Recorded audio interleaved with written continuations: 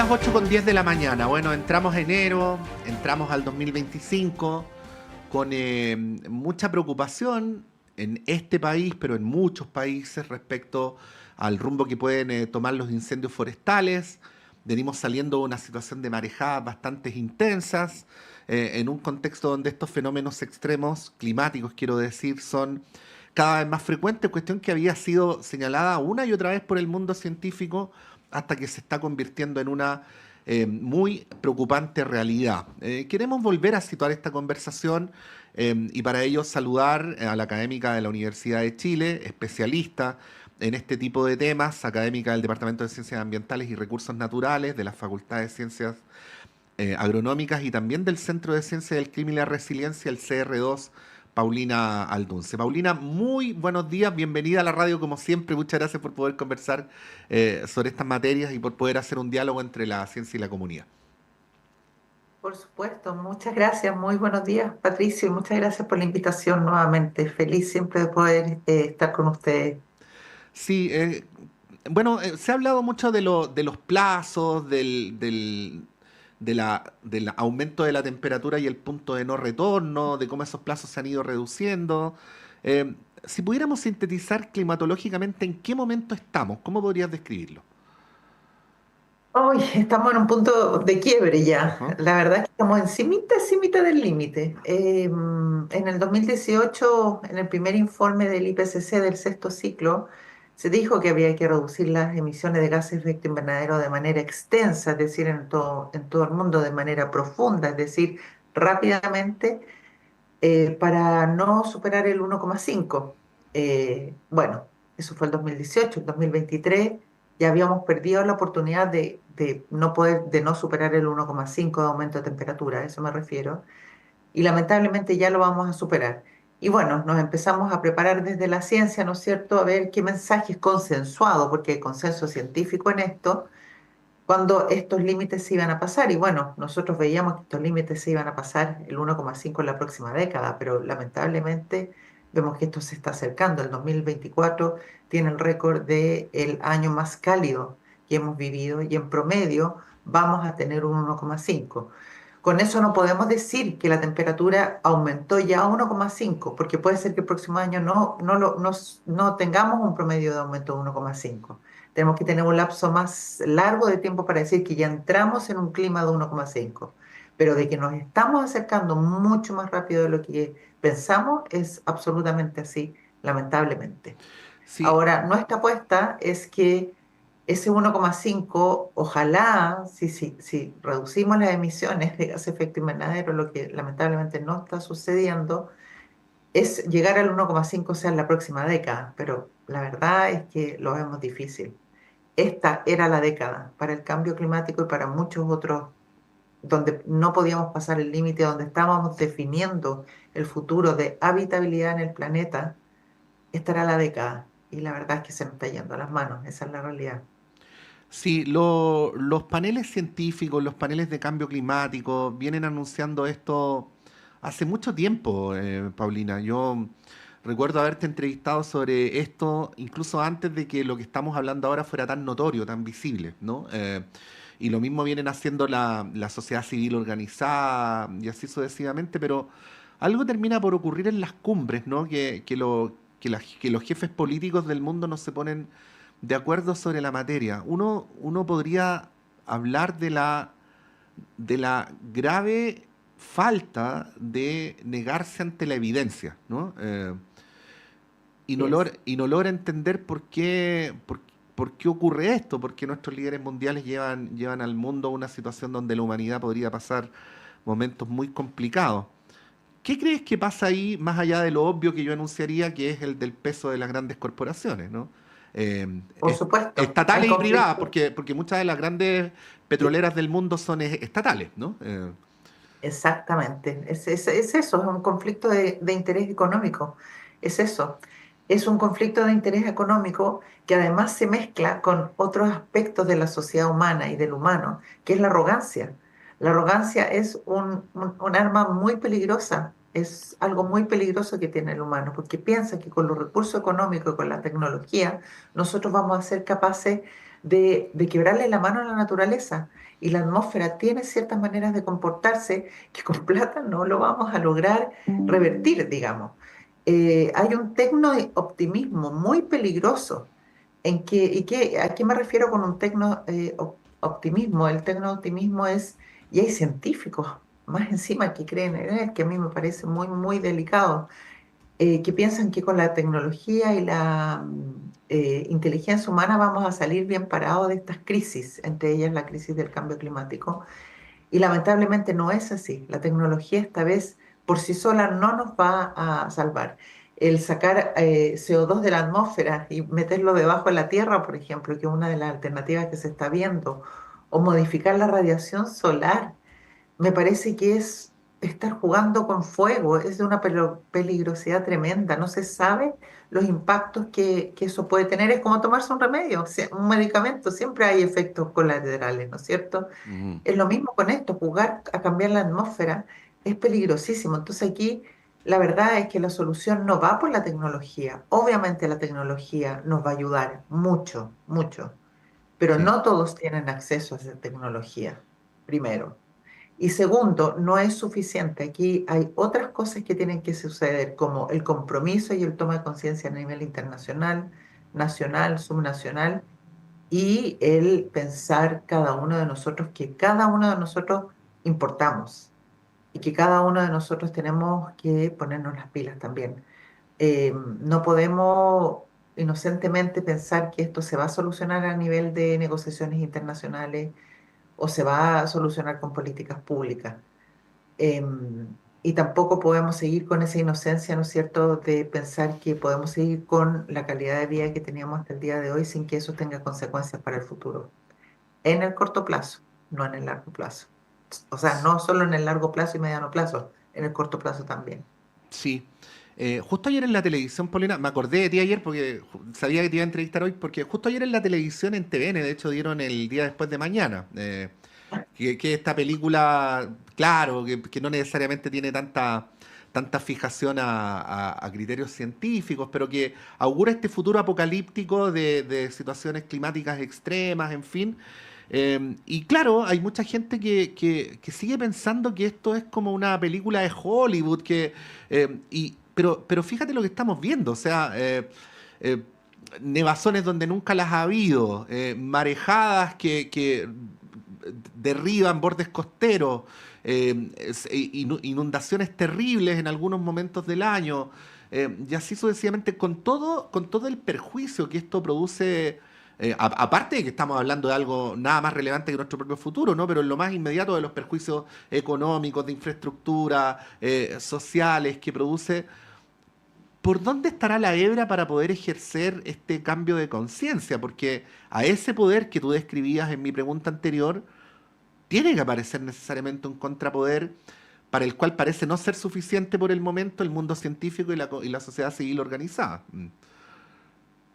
¿Qué pregunta más Sí, difícil? No, no lo sé, no lo sé, y si lo supiera, te lo juro que empujaría eso. La verdad es que es súper difícil trabajar en estos temas. Yo vengo trabajando en estos temas desde pucha, hace tanto tiempo. Antes del 2000 ya trabajaba en el tema de cambio climático, cuando casi no se hablaba de cambio ujú, climático. Y he ido viendo esta evolución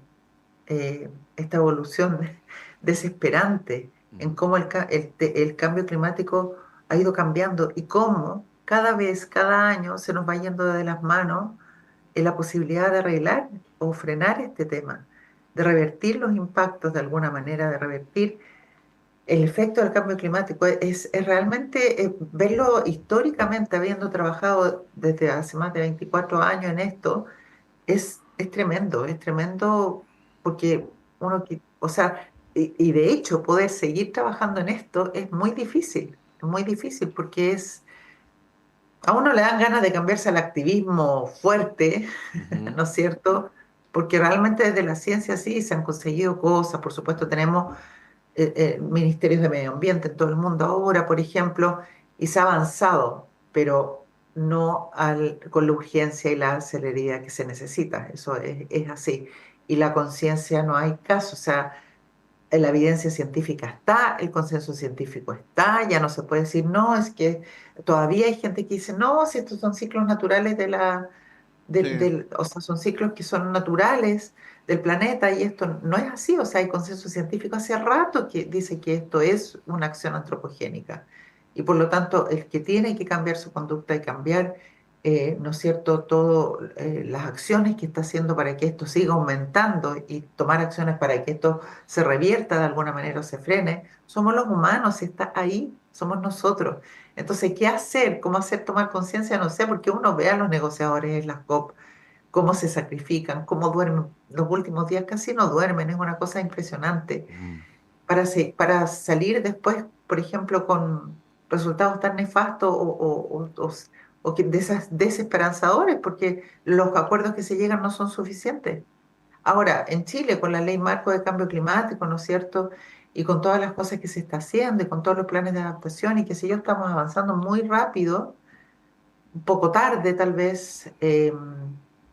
No quiero criticar al Estado chileno en esto o a otros estados de otros países, pero a pesar de que se están haciendo muchas cosas y rápido, no ha sido suficiente. No ha sido suficiente. O sea, la prueba está. sí, hace algunos años, Paulina, leía este libro de Naomi Klein que se llama Esto lo cambia todo, donde entre otras cosas ella decía cómo los sectores acomodados del mundo, en especial de las grandes potencias, pensaban ilusamente, ¿no? Que se podía huir del cambio climático con aires acondicionados, con piscina. Es como, bueno, yo en mi propiedad tengo aire acondicionado y piscina, como si eso pusiera a alguien a salvo del cambio climático. Quiero decir, lo puede poner a salvo un año y 2 años, pero no de ahí en adelante, ¿no?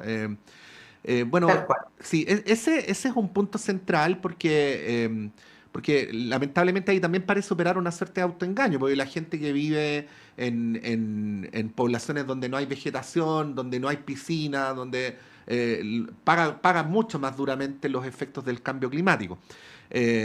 Tanto en veranos como en los inviernos, pero por el otro lado también esta creencia que algunos tienen de, no, pero en esta parte del mundo no es tan terrible, ¿no?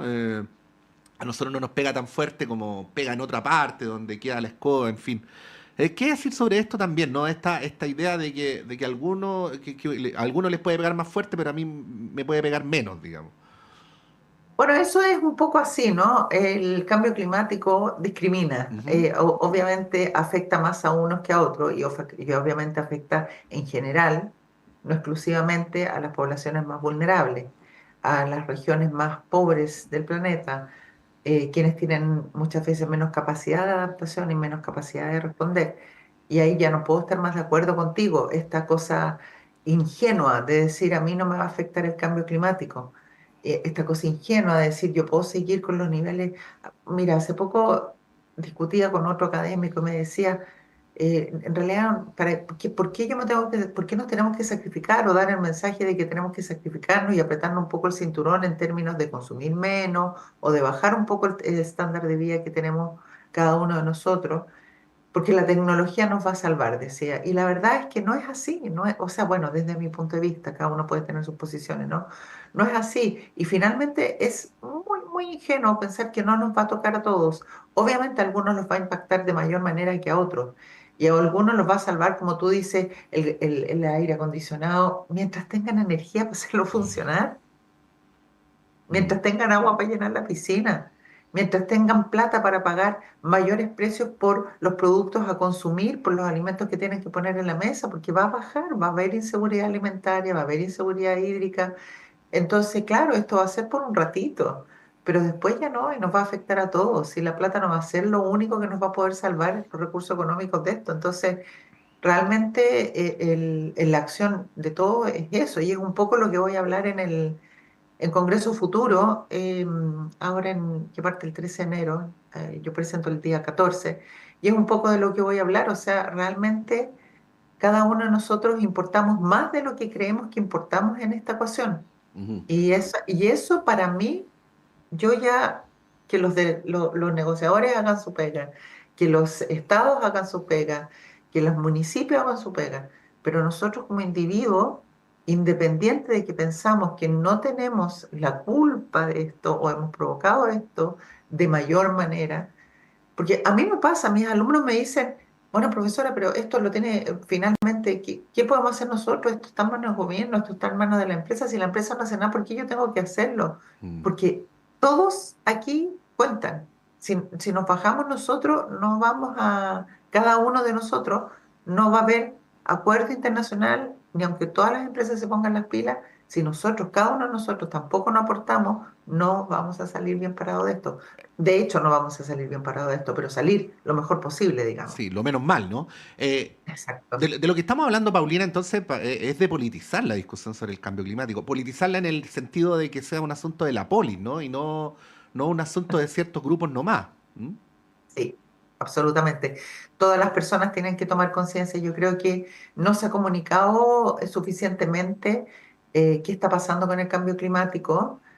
No se ha comunicado suficientemente qué es lo que se viene, cómo es un planeta con un 1,5, cuándo vamos a llegar al 1,5 y qué es lo que tenemos que hacer. Yo creo que tenemos que ponernos la pila en comunicarlo. Y ahí, por ejemplo, instancias como el Congreso Futuro es muy, muy importante darle espacio a los científicos para que haya una reflexión con la sociedad respecto de lo que está pasando con la crisis, porque además no es solo el cambio climático, yo no puedo hablar solamente de cambio climático, porque en un contexto de policrisis, cada crisis va aumentando los impactos de la otra, no solo se van sumando, no es que el cambio climático tenga una cantidad definida de impactos y después, por ejemplo, la contaminación otro y la pérdida de biodiversidad Mm. otro o la disminución de los recursos hídricos otro. Todas estas crisis, cuando se van sumando, que así se define la policrisis, va potenciando los impactos de otra. Entonces, finalmente, cuando están todas juntas o cuando uno las mira juntas, ya el impacto del cambio climático es mucho mayor porque está junto con la pérdida de biodiversidad. O sea, no es lo mismo la sumatoria de los impactos de todas estas crisis en un contexto de policrisis son mucho mayores que la suma de cada uno de ellos por separado. Eh, Y eso además es muy difícil de modelar. Estamos conversando con la profesora Paulina Aldunce. Paulina, ya vamos a ir al final al tema del cambio climático, pero una última pregunta antes de eso. Sí, Al tema, perdón, del Congreso Futuro, pero una última pregunta antes de eso. Habló el lunes Antonio Guterres, el secretario general de la ONU, ¿no?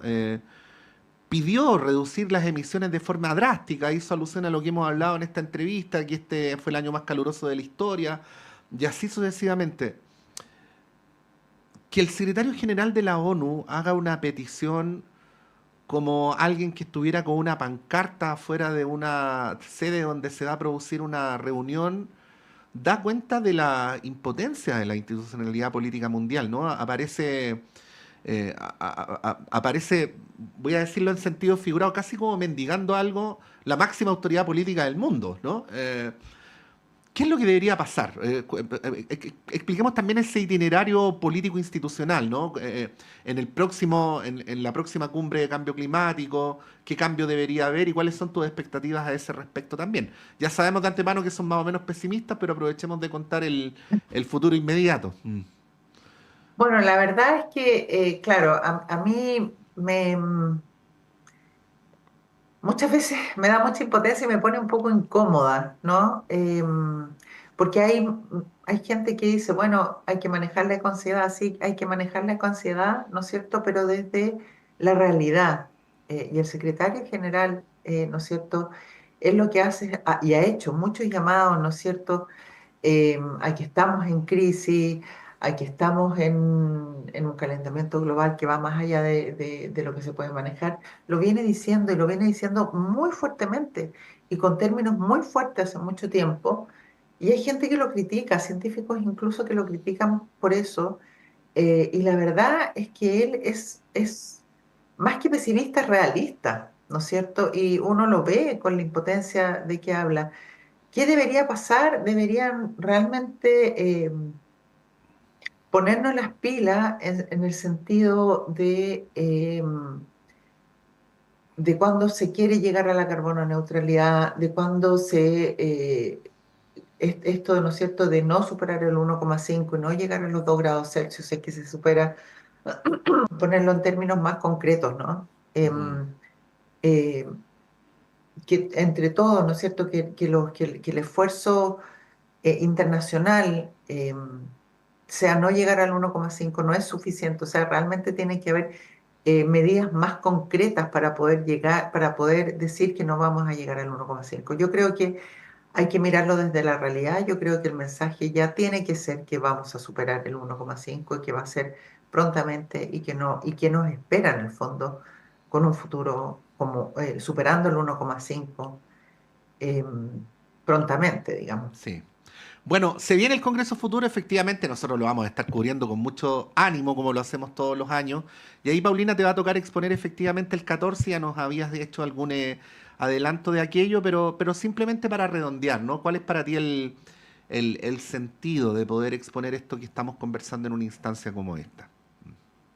Muy importante, yo estoy muy contenta de poder participar en el Congreso Futuro. El Congreso Futuro es un diálogo, ¿no es cierto?, de reflexión. Es una instancia en que aquellos científicos que queremos posicionarnos en la interfaz ciencia-sociedad es una de las instancias más, o sea, yo creo que es la más importante de Chile, ¿no es cierto? Y también tiene un impacto a nivel fuera del territorio nacional. Y la verdad es que es un tremendo desafío por muchas razones. Uno, porque hay que traducir el conocimiento científico al lenguaje no científico, ¿no es cierto? Segundo, el público, cuando uno hace presentaciones, se tiene que preparar para qué público tú le vas a hablar. Y el público es tremendamente diverso, desde científicos que hablan en difícil, porque somos científicos, nos entrenan para eso, hasta niños. Entonces hay que manejar muy bien qué información vas a dar, cómo la vas a presentar, etcétera, etcétera. Y es una oportunidad además de no, para mí es un desafío también porque al pensar qué es lo que voy a presentar en estos 15 minutos que te dan, bueno, yo voy a estar en dos instancias, en un panel y en una presentación individual. Y en la presentación individual, eh, ¿qué oportunidad, o sea, qué es lo que tú te das la oportunidad para presentar y qué es lo que presentas? Yo le estuve dando vuelta y la verdad es que yo no solo voy a presentar o concentrarme en cosas que yo he investigado, de mi investigación, sino que lo voy a hacer en un marco de muchas investigaciones de lo que está pasando, de lo que, por ejemplo, ha presentado en los reportes del IPCC, Ujú. cuál ha sido la experiencia de trabajar en el IPCC, ¿no es cierto?, del Panel Intergubernamental de Cambio Climático, qué es lo que necesitamos, qué es lo que necesitamos hacer, qué es lo que necesitamos hacer cada uno de nosotros, lo que estábamos hablando de nosotros, Sí. tratar de ayudar a la toma de conciencia de que todos importamos y importamos más de lo que pensamos. Entonces, la verdad es que es una tremenda oportunidad para entregar conocimientos de una manera que se entienda, ¿no es cierto?, de una manera más simple, sin perder el valor de la ciencia, transmitirlo de una manera más simple para poder ayudar a la reflexión y que de esa reflexión salga acción. Ujú. Entonces, es un espacio muy, muy importante. Muy, muy importante y así lo iremos cubriendo. Bueno, yo lo digo siempre, este debería ser el principal, o sea, es el principal desafío que tiene la humanidad en la actualidad, pero sin embargo vivimos como si así no fuera, ¿no? Exacto. Y ahí es donde radica un autoengaño que podemos pagar muy, o sea, que ya vamos a pagar caro. El tema es cuán caro es, ¿no? En los próximos años, ¿no? No en las próximas décadas, en los próximos años. Así es. Está a la vuelta de la esquina. Hemos conversado con Paulina Aldunce. Paulina, que esta entrevista aporte con un granito minúsculo de arena a esto, pero que aporte para seguir generando conciencia sobre estas materias. Ojalá, ojalá. Y nos vemos en el Congreso futuro entonces. Y que a pesar de los pesares sea un gran año para ti. ¿M?